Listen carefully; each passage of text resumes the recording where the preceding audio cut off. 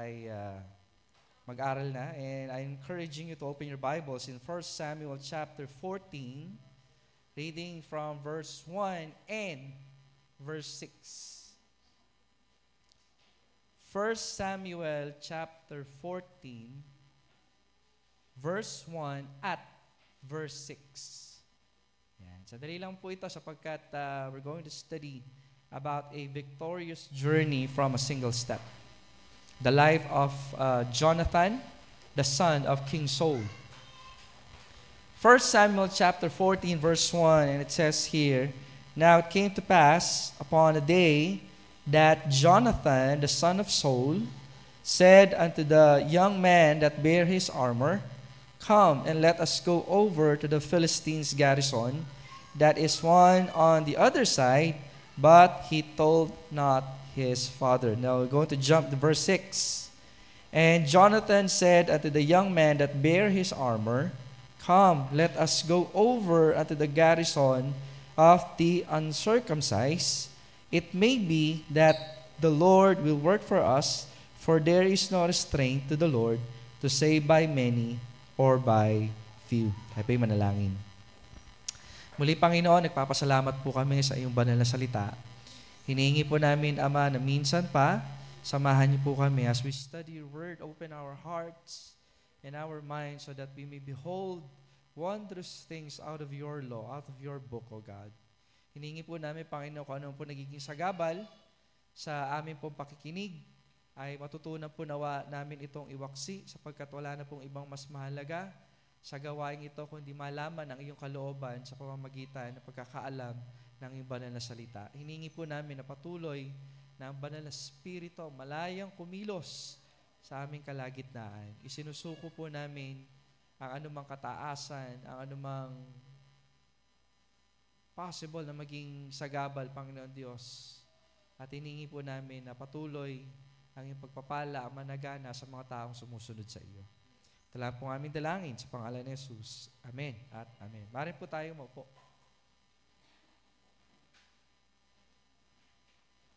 The world today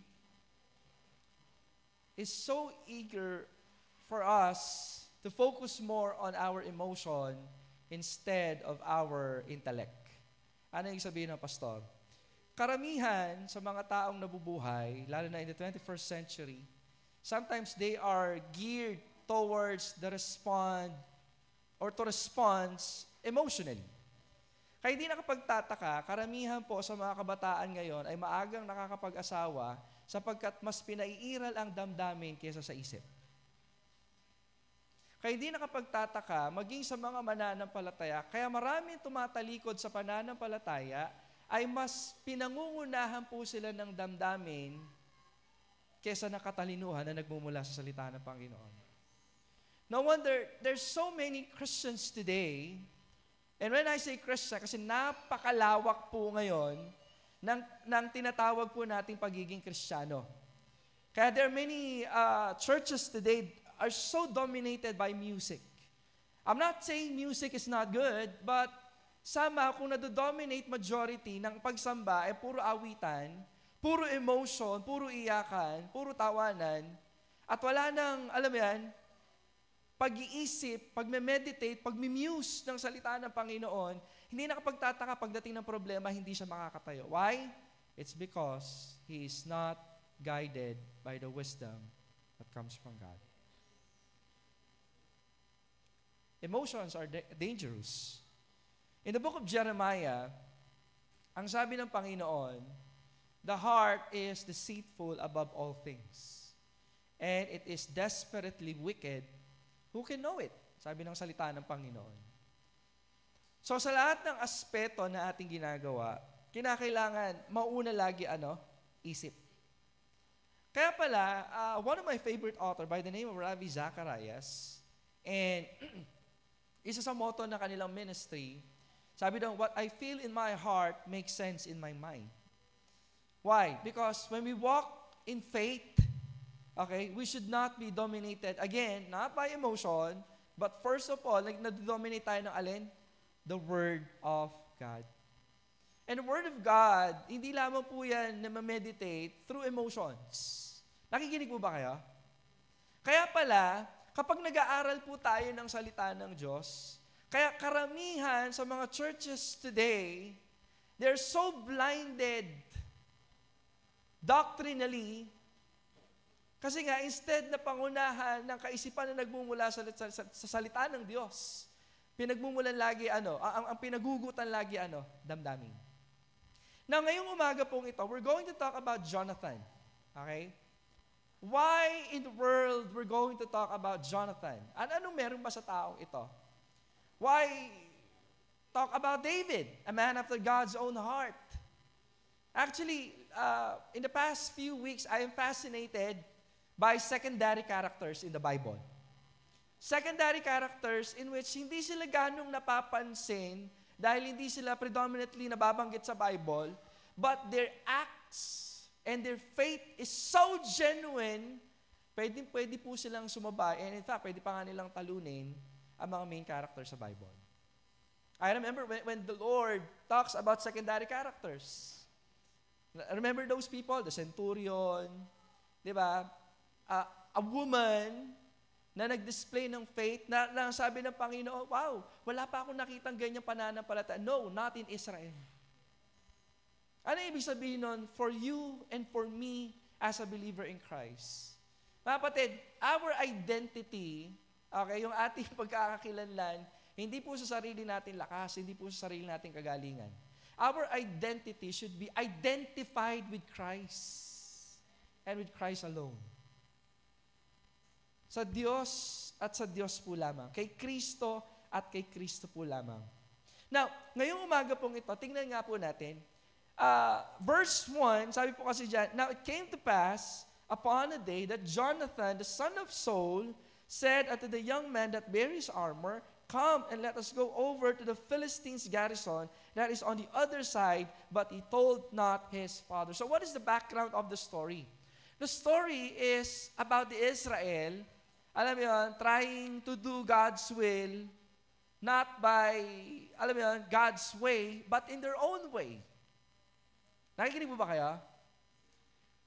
Ang storya po natin ay tumutukoy sa bansang Israel na gustong gawin ang kalooban ng Diyos sa sarili nilang paraan at hindi sa paraan ng Diyos. Karamihan sa mga mananampalataya na bubuhay sa panahon po natin ngayon are just like that. Pinipilit gawin ang kalooban ng Diyos sa sarili po nilang lakas. Mga kapatid, uulitin ko sa inyo. Ano mang bagay na ginagawa po natin na malayo po tayo sa Diyos, hindi po tayo magtatagumpay. Because without God or without God's presence, without God's permission, without God's provision, we can't do nothing. Wala kang magagawa. So that is why I'm so fascinated by this young man. Okay? Tandaan po ninyo ha, anak po siya ni King Saul. Okay? Ang unang hari ng bansang Israel. Maybe he is, alam mo yan, not the choice of God, he is the people's choice. Okay? He's not God's choice. Okay? Dito lalabas yung tinatawag po natin permissive will eh. Hindi yan kalooban ng Diyos, pero dahil makulit sila, sige, pagbigyan. But you will face the consequence of your choice. Ganon din po sa atin mga kapatid. Okay? Kapag gusto nating gawin ang kalooban ng Diyos, kinakailangan nating gawin sa paraan ng Diyos at hindi sa paraan natin. Because there are times na kapag ginagawa mo ang kalooban ng Diyos sa sarili mong paraan, sa sarili mong lakas, at at the end of the day, mapapagod ka. Buti sana kung mapapagod ka lang eh. Majority of the time, ano nangyayari? Alam mo yan, sinisisi mo ang Panginoon. Hindi man siguro directly, pero alam mo yun, merong bigat. Kaya nga, uulitin ko ha, ang paggawa, ang pagsunod sa kalooban ng Diyos, ay sinusunod po natin yung paraan ng Diyos. Hindi yan pwedeng magkahiwalay. That is non-negotiable. Tama? Parang walang pinagkaiba yan. Sa isang magulang, inutusan niya ang kanyang anak, okay, gusto ko malinis yung bahay. Okay, gusto ko magwalis ka. Ang ginawa yan, nagwalis nga siya. Okay, pati kisame, nagwalis siya. Wawalis. Paano yung pastor? Ewan ko, basta nagwalis, pati kisame.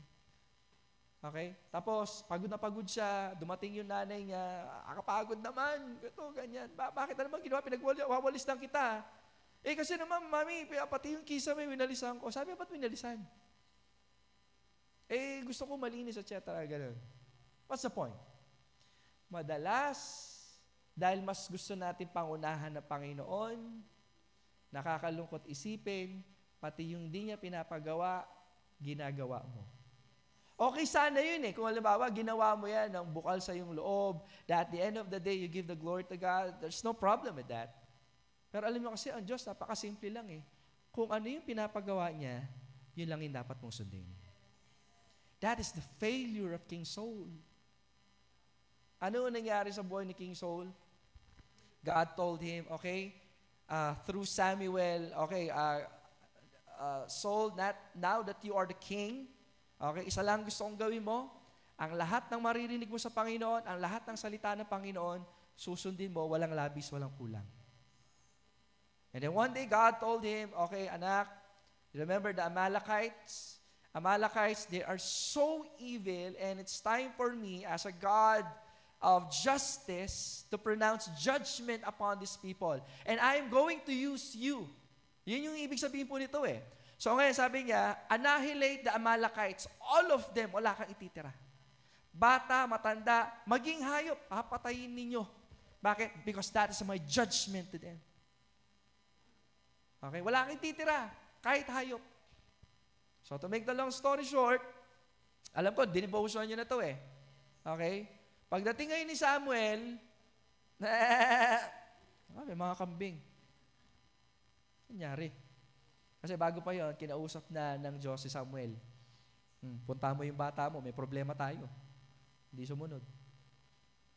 So ano nga sabi ni Samuel? Ano tong bleating of the sheep that I hear?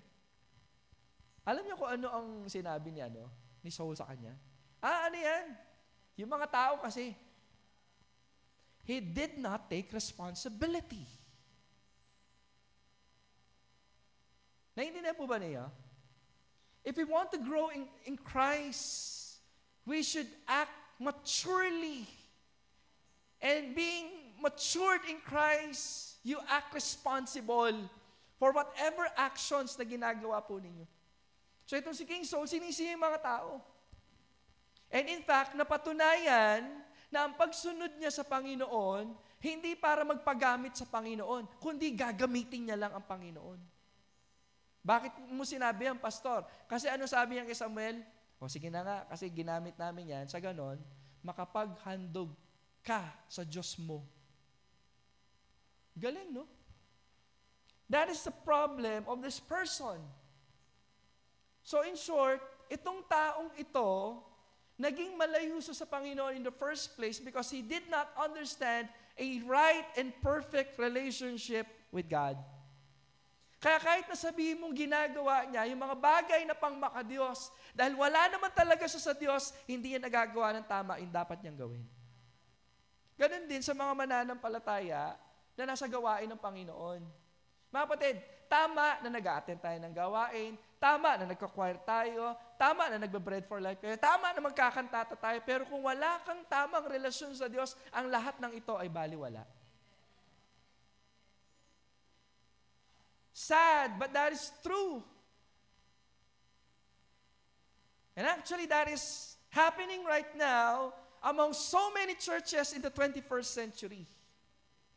Kaya nga, we are so eager to ask ourselves, kamusta na ang relasyon mo sa Panginoon? If I'm going to ask you one by one, kapatid, ano yung pinapagawa ng Diyos sa iyo personal? Can you confidently answer me, through the Word of God, and you would understand kung anong kalooban ng Diyos sa buhay mo sapagkat alam mo yung relasyon mo sa Diyos. Now, bakit tayo napunta dito? Kasi nga, anak niya po si Jonathan. Tandaan po ninyo anumang bagay na ating ginagawa, it's because of the decision we make. Tama? Tama? Kung kayo marupok, it's because of the decision you make. Ikaw kasi dali mo paniwala Sinabihan ka lang, I love you, bumigay ka na kagad. Bakit ka bagsak sa mga exam? It's because of the decision you make. Kasi imbis na mag-aral ka mabuti, ayan, kakapanood mo ng K-pop, anime, kakalaro. Kung bakit ka mahina spiritual, it's because of the decision you make. Or the decision you did not make. But actually, any decision that you did not make, planado yun. Kasi hindi mo pinili eh. Nagigets po niyo? Kapag ang isang mananampalataya ay inutusan na alagaan ang kanyang relasyon sa Diyos at pinabayaan niya ito, hindi dahil sa pinlano niya. Okay? Pinabayaan niya. So actually, that is a plan in itself. No wonder there's so many weak Christians that are living today expecting na magtatagumpay sila sa buhay, but they are so undisciplined, mahina sila spiritual. So ngayong umaga pong ito, sabi ko nga, pinag-aaralan po natin a victorious journey from a single step. A victorious journey from a single step. Now, ano nga ba ang meron sa batang ito? Okay? Bakit siya nagkaroon ng pagtatagumpay? Okay? Kasi itong batang ito, hindi ito yung first victory niya. Okay? If you're going back in chapter 13 ng 1 Samuel, okay, 13 verse 3. Okay? Tingnan nga natin. And Jonathan smote the garrison of the Philistines that was in Geba, and the Philistines heard of it. And Saul blew the trumpet throughout all the land, saying, sige, tuloy natin. Let the Hebrews hear, verse 4, okay, and all Israel heard say that Saul had smitten a garrison in the Philistines. Alam niyo kung ano yan? Tawag dyan, credit grabbing. Ayun, kasi sabi niya, pinagkakalat ngayon sa buong Israel na dapat ang sabihin nila na si Haring Saul, okay, ang nakatalo sa garrison of the Philistines. But actually, kung atras kayo sa verse 3, sino nga uli nanalo? Si Jonathan. Now, siguro the question will be, bakit siya nanalo? Di ba naisip yun? Baka naman magaling itong batang ito. Baka naman matalino, malakas, masigasig, bata eh. But there's something in him that we need to look, okay, and we need to emulate somehow or to copy. Because this kind of character ang nag-attract sa best friend niya, si King David. Prince Jonathan and David have the same spirit. Kaya nga naging mag-best friend sila eh. Bakit? Alam nila ang relasyon nila sa Diyos. Now, let us jump in chapter 14. Balik po tayo dito. So sabi ko kasi yan, ang kalaban po nila, sino nga uli? Philistines. Okay? So, the commandment from Judges pa lang na ang gagawin kung sino yung mga naninirahan dun sa lupa na ipinangako ng Panginoon, kinakailangan nilang puntahan and to claim it, okay, because God has given them what? The promise. Because God has given them a go signal, ano gagawin nila? Susunod lamang sila sa Panginoon. Parang ang buhay natin bilang isang mananampalataya, ang buhay po natin, hindi lang tayo basta nagtatrabaho lang, hindi tayo basta nag-aaral lang. Ang ginagawa po natin, anong kinalaman sa ating relasyon sa Panginoon? Mabigyan po natin ng kasiyahan ng Diyos. Sorry to pop your balloons or to pop your bubbles. But the real essence of being a Christian, it's not for you to be happy. No, that's not. Hindi yan. Kundi ang goal ng mananampalataya ay mapasaya natin ang Diyos. Amen po ba yun? So the question will be, palagay nyo, natutuwa kaya ang Diyos sa inyo ngayong araw na to? Kung titignan niya yung buhay mo ngayong umagang ito, matutuwa kaya ang Diyos? Kung titignan niya yung mga sikretong pamumuhay na meron tayo, matutuwa kaya ang Diyos? Kung susuriin lahat ng bagay na ating sinabi, matutuwa kaya ang Diyos? Kung sisiya sa atin ng Panginoon ang bawat kaisipan na meron tayo, matutuwa ang Diyos. Because again, our goal in life is to make God happy. Nakalimutan ko yung pangalan ng Korean na namatay or nagpakamatay. Isang Sabi daw, sikat, pero hindi ko siya kilala eh. Kasi nga, hindi naman ako into K-pop. Parang merong park sa dulo, tapos Bosun o Sunbu, parang galon. Babae siya, ang gandang babae. Boram Park. Basta yun na yun. Okay, sikat siya. Hindi ko siya kilala eh. So, anong nangyari? Parang nagpakamatay yata. Parang may gano'n. Tapos parang pinagtatakpan, etc. Then sa comment section, makakapansin kayo ng isang trend. Na maraming tao nang hinayang, nang sinasabi nila, kita mo nga naman, no? Diba? Hindi talaga kayang pagtakpan. Kasi kaya daw nagpakamatay na stress. Kahit nagaano ka kasikat, kahit nagaano ka kayaman o kapangyarihan, pag wala daw ang Diyos sa buhay mo, lahat ng ito baliwala. Take note, mundo yun ha. How about you as a believer in Christ? Did you come up with the kind of idea na, totoo nga ba yun?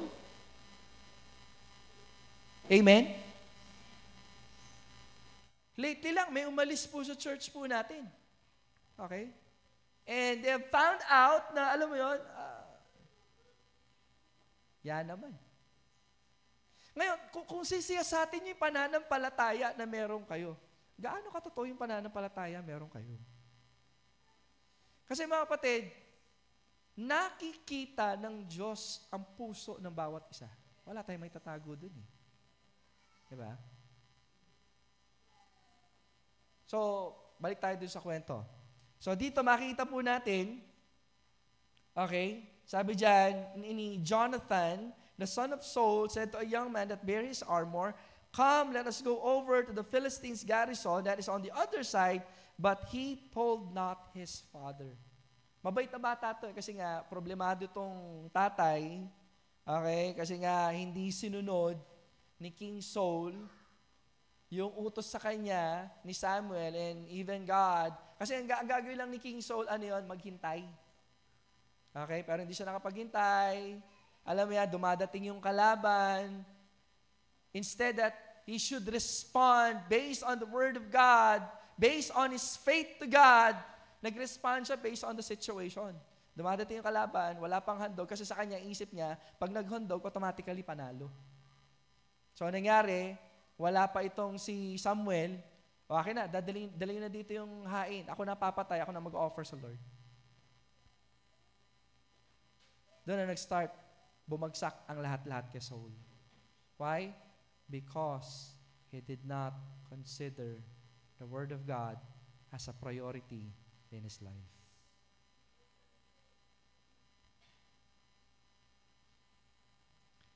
Nag-uusap kami ng isang kaibigan kong pastor. Sabi niya, majority daw ng mga preachings today is about stand-up comedy. Kasi nga, ang mga tao daw maraming problema, kinakailangan i-comfort.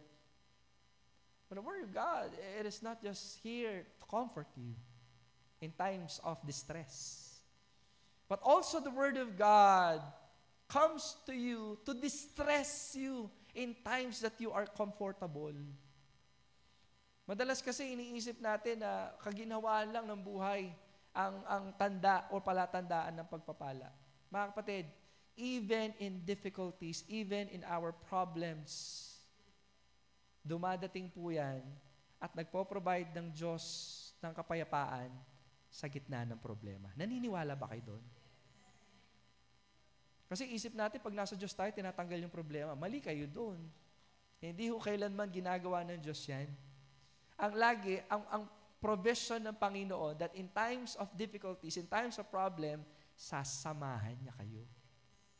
Remember Paul and Silas?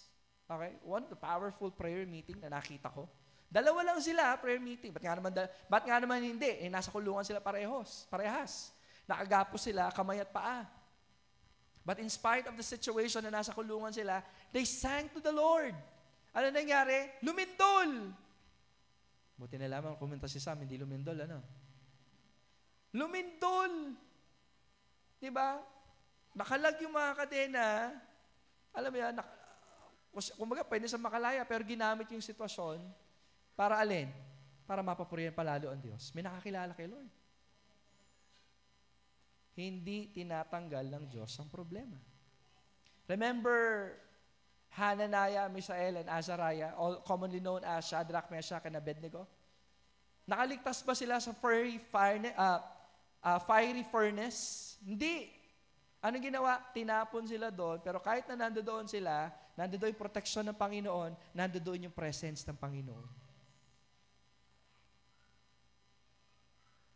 You see, when we are in a situation that is very difficult for us to understand, ano dapat natin gawin? Dapat mag-take tayo ng step of faith. Ito yung ginawa ni Jonathan. 3 bagay ang nais ko pong iwan sa inyo, di na tayo magpapakatagal. Okay? 3 bagay. Ano po yung dapat natin maintindihan? A victorious journey from a single step. Number 1, be consistent in achieving small accomplishment no matter how small. Be consistent in achieving small accomplishment no matter how small.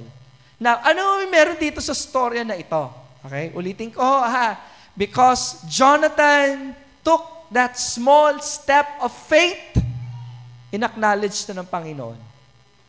Okay? In-acknowledge to ng Panginoon. Kaya nga in verse 6, sabi po dyan ganito, And Jonathan said unto the young man that bare his armor, Come, let us go over unto the garrison of this uncircumcised. It may be that the Lord will work for us, for there is not a strength for the Lord to save by many or by few.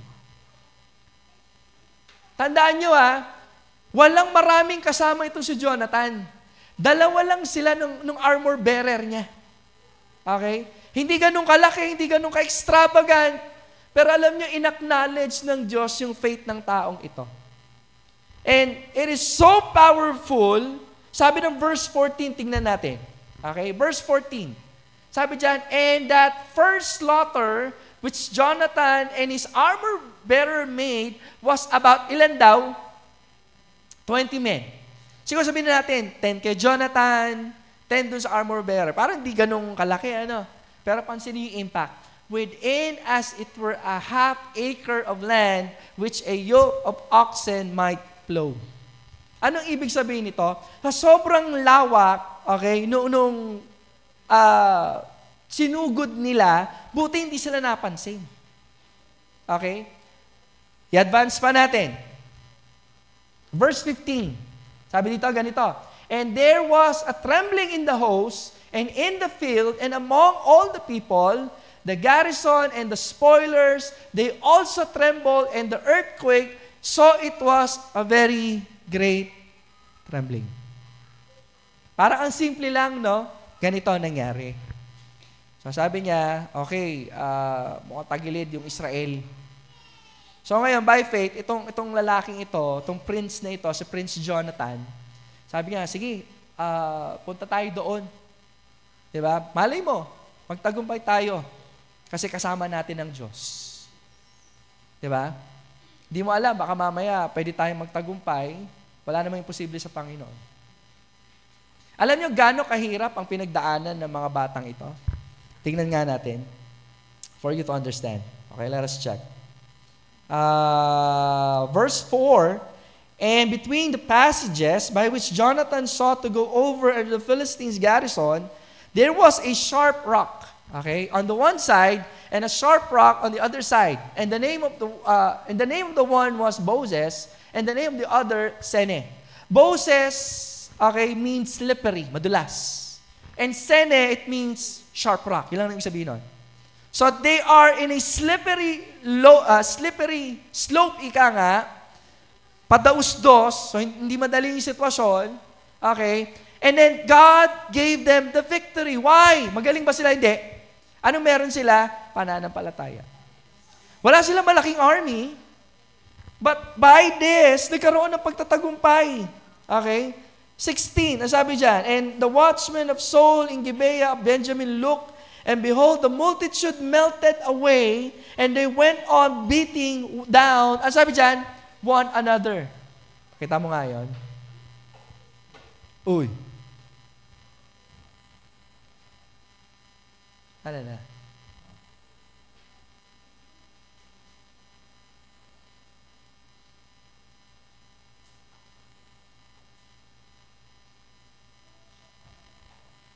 No, the verse. Verse 16.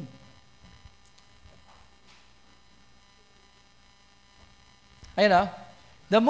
The multitude melted away and they went on beating down one another.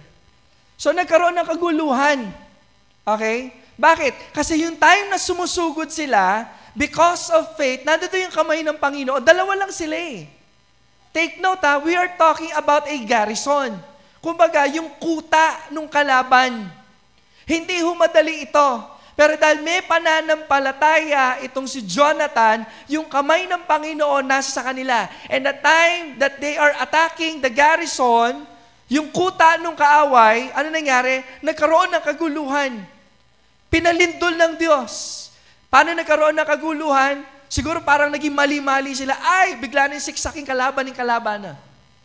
Ay, sinaksak nung kalaban nung kakampi niya. Nagigets po niya? So dahil sa sobrang gulo, they take advantage of it. Samantalang sina Saul, hindi nila malaman paano sila atake, pero itong anak niya nandoon na ginugulo na yung kalaban.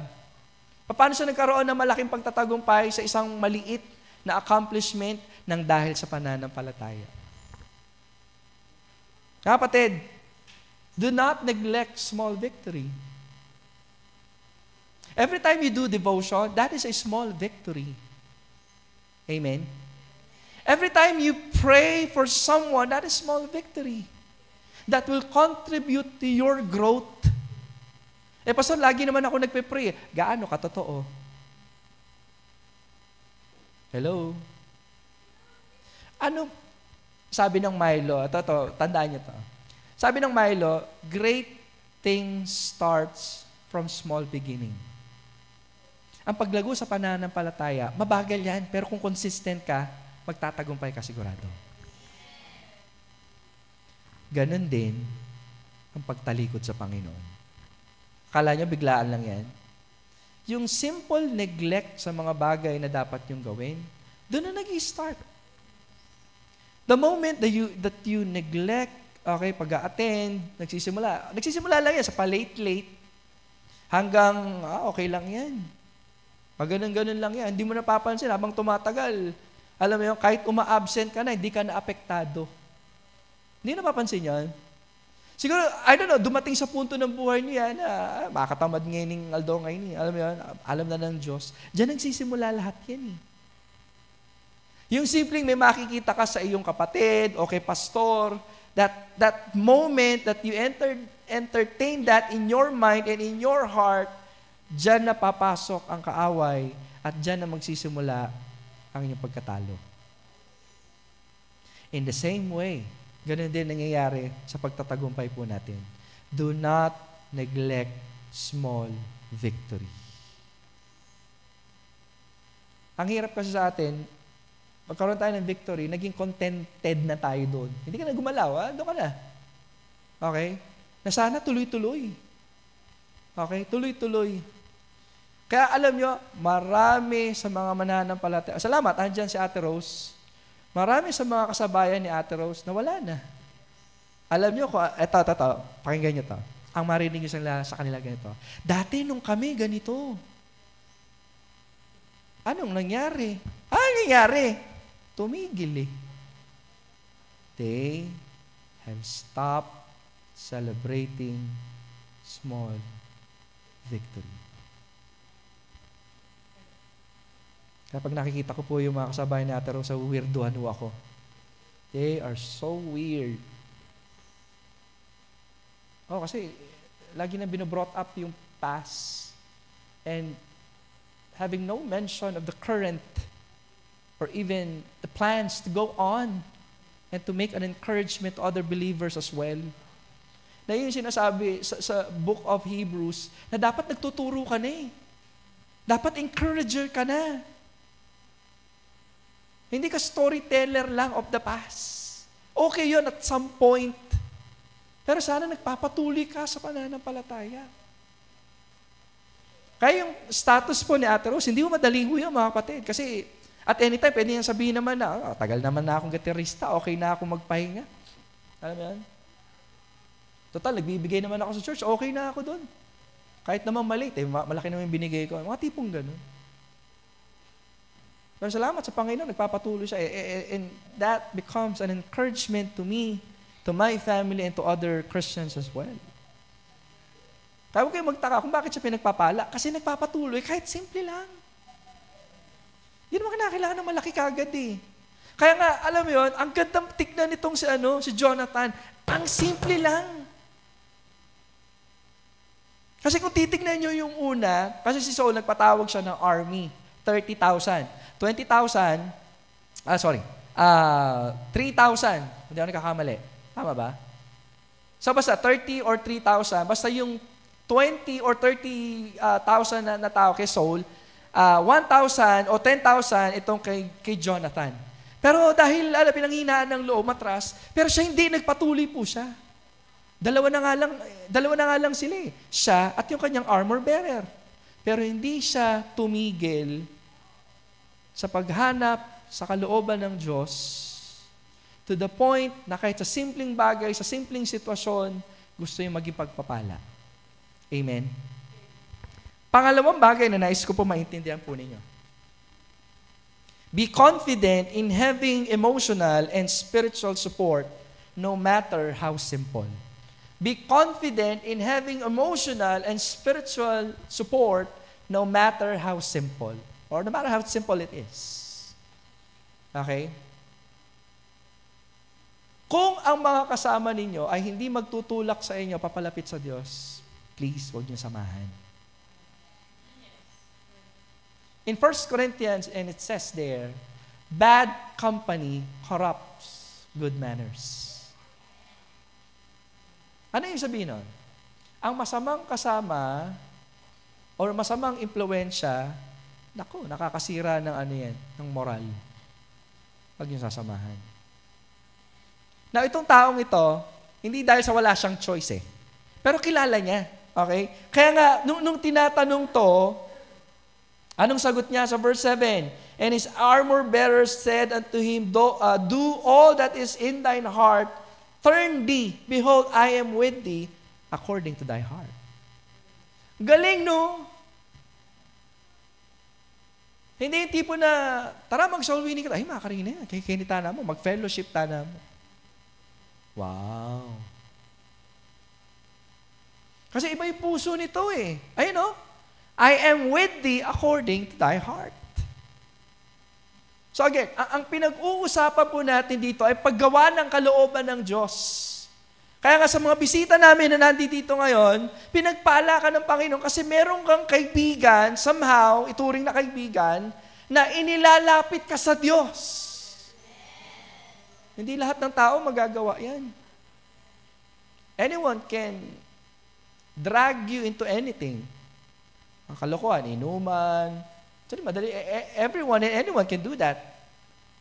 But someone who will bring you to God, not in a religion. Hindi ka dinala na kaibigan mo na yan para sumali sa Baptist, no. But the first thing na kinakailangan maintindihan, isinasama ka niya kasi gusto ka niya mailapit sa Diyos. At kung yung paglapit na yan, para makasama ka namin dito, then glory to God, hallelujah, salamat. Pero kung hindi, okay lang.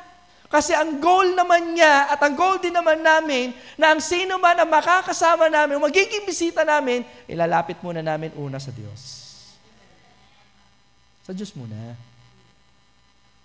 Kasi dito, ang hirap kasi magawa yung sistema ng pagiging mananampalataya. Kasi ang daming correction.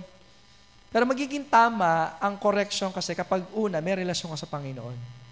Kaya nga yung mga lumalayo, I can assure you, there's something wrong with their relationship to God. And even, I'm questioning, are they really connected to God? Kasi kapag kino-correct ka, nagpapatama ka sa Diyos. Diba? Lahat naman tayo dumadaan dun eh. So pag kinorek ka, nagtampo ka, lumayas ka, hindi Diyos ang pinaglilingkuran mo. Tao.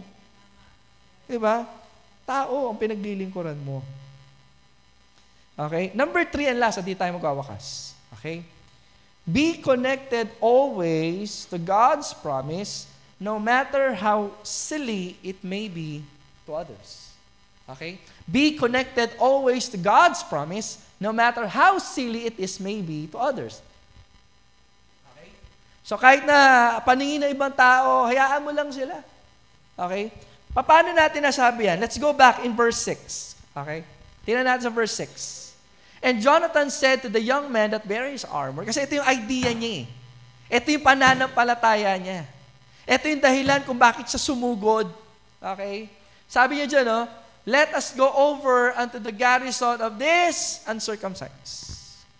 Even nung camp sa Pangasinan, nababanggit to. Kaso nga lang, yung term na uncircumcised dyan, it is not to taunt. Hindi para mangtuya. Sa Filipino context kasi, pag sinabi mong ditole, which is supot, is ano yan, panunuya. Ay, supot. Pero hindi sa konteksto ng Israel. The word uncircumcised or the word circumcision is given to Israel. Bakit binigay sa kanila? Pangako yun na saan man sila magpunta, sino man ang makaharap, sino man ang makalaban nila, magtatagumpay sila because of that. But because they have enemy, ano tawag sa kanila? Uncircumcised. So it means, tong kalaban natin, susugurin natin sila because they don't have the right to take the land because that land is ours. Ganun ang ibig sabihin ng uncircumcised. O, sino pang nagsabi niyan? King David. Tama? Anong sabi niya kay Goliath? You uncircumcised. Kaya tatawa ako kapag tinatawanan ko lang kasi kahit di naman ako noong una, di ko alam eh. Kala nila, Goliath, support. Hindi ganun yun. Sinasabi niya ito kay Goliath, ibig sabihin, Goliath, wala kang karapatan kahit kaunti na tumapak sa lupa na yan dahil ang lupa na yan pinangako sa amin ng Diyos. Ganun katindi yung verse. Di ba? Kaya nga, be connected always to God's promise. Di ba? Always, lagi. Kasi kaya nga sabi ko nga, ang taong ito, hindi man ganun ka-obvious sa pananalita, pero sa paglakad, very obvious na meron siyang pananampalataya sa Diyos. Alam niya yung sinasabi niya at isinasabuhay niya ang pananampalataya niya sa Diyos. Kaya nga at the end of the day, pinagtagumpay siya ng Panginoon eh. Hindi ganun kalaki, pero grabe yung victory. Kailan nag-start yon? With a single step of faith to God. Ganun katindi itong batang ito. Kaya nga, alam yan, kinakailangan po natin siyang tularan. Okay? Kinakailangan po nating makita sa buhay ng bawat isa. Ano nga yun? Number 1, be consistent in achieving small accomplishment no matter how small. Hindi ko alam kung ano yung mga simpleng bagay na pinapakita sa iyo ng Panginoon eh. Pero alam mo, dapat mong pagpatuloy. Halimbawa, nagdala ka ng bisita ngayong umagang ito. God is giving a victory. Pastor, paano kung di na bumalik tong bisita? It's okay. Meron naman desisyon ang bawat tao eh. Nasa sa kanila kung mag-stay sila o hindi. Hindi mo naman sila dinala para sa'yo. Hindi mo naman sila dinala para sa church. Hindi mo naman sila dinala para sa pastor. Dinala mo sila para sa Diyos. And if that person will decide to follow God or not, it's up to them. But you already have that victory. Nadala mo sila dito eh. Huwag kang titigil. Okay? Huwag tayong titigil sa paglakad natin sa Panginoon. Or maybe, alam mo yan, tinatamad kayo sa devotion, but always remember, that small victory, do not neglect that. Kasi nga, that will always contribute to your spiritual growth as the time goes by. Ang ganda mag-testimony na, alam mo yan, grabe, 20 years na kami nagdi-devotion. Hanggang ngayon, nagdi-devotion pa rin kami. Di ba? Tibay, no? Nakakailang taon na ba tayo? Actually, 3 years na tayo sa mga hindi nakakaalam. Di ba? 3 years. Except pa yun sa mga nauna nating fasting. Di pa nga natin kino-consider yan eh. Pero imagine nyo, from that point on, up to now, mula ng pandemic up to now, di ba, ingatan po natin at magpatuloy po tayo. Amen? So that's the kind of small victory. Number 2, be confident in having emotional and spiritual support no matter how simple. Surround yourself with godly people that will encourage you to go on your faith journey in Christ. Number 3 and last, be connected always to God's promise no matter how silly it may seem be to others. Kapatid, walang pangako ng Panginoon ang simple lang. Ang pangako ng Panginoon ay sigurado Ang pangako ng Panginoon ay mapanghahawakan sapagkat tapat siya na nangako sa atin. Tayo po lahat ay tumayo, tayo po ay manalangin. Let us pray. Lord, salamat po sa umagang ito. Salamat sa paalala ng banal na salita.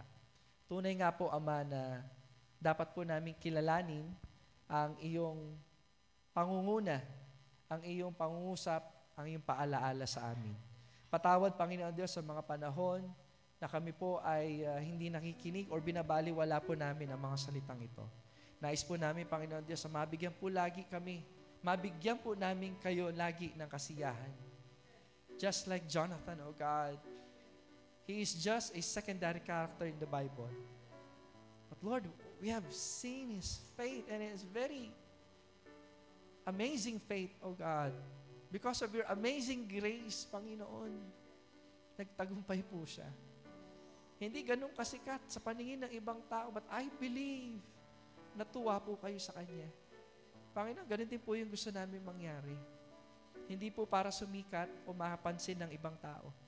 Pero higit sa lahat, yung mapansin niyo po ito, Panginoon, at matuwa po kayo sa bawat bagay, sa bawat aspeto na aming ginagawa. Thank you, Father, for this young man. Though hindi ho ganun ka-perfect ang kanyang father when it comes to testimony, but still, Lord, he decided to follow you. He decided, Lord, to stay on the faith. Lord, tulungan niyo po kami, Panginoon Diyos, na manatili kami, Panginoon, na nagtatapat sa inyo. Forgive us, O God, sa mga panahon na kami, Panginoon, ay madaling masway. But help us, Lord, na by achieving small victories, O God, balang araw magiging matatag po kami sa pananampalataya. And we will disciple, O God, ang bawat isa na makakasama po namin. Because you are worthy, O Lord, to give our time, to give our talent, everything, Lord, na meron po kami. Salamat po, Panginoon. Minsan pa, Ama, samahan niyo po kami na sa amin pong pag-iwahiwalay, hindi namin makalimutan ang mensaheng ito, kundi lagi po namin itong isabuhay. Na kung paano si Jonathan, Panginoon, nagkaroon ng simple victory, simple victorious journey because of a small step of faith. Ganun din po yung dalangin po namin, Ama. Help us, Lord, to move forward. Help us to have this step of faith na makapagbibigay po ng kagalakan at ng kaluwalhatian sa inyo. Salamat po ng marami, Ama. Papuri, pasasalamat ang ibinabalik namin sa iyo. Sa pangalan ni Jesus. Amen at amen. Palakpakan natin ang ating Panginoon.